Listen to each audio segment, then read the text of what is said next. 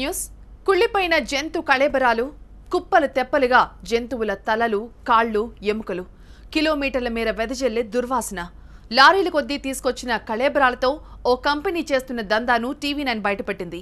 మహబూబ్నగర్ జిల్లాలో 44వ జాతీయ రహదారికి కూతవేటు దూరంలో ఉన్న ఈ కల్తీ కంపెనీ చీకటి వ్యాపారాన్ని టీవీ9 వెలుగులోకి తీసుకొచ్చింది.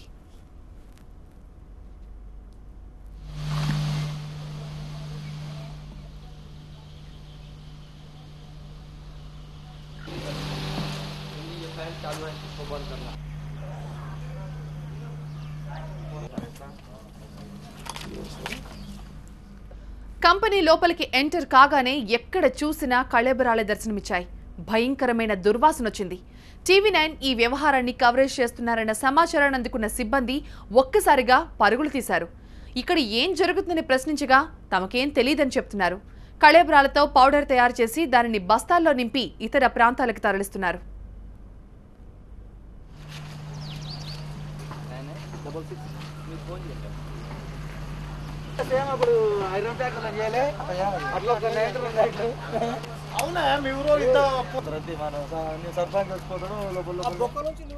టీవీ9 ద్వారా విషయాన్ని తెలుసుకున్న పోలీసులు ఈ దందాపై చర్యలు తీసుకోవడానికి సిద్ధమవుతున్నారు.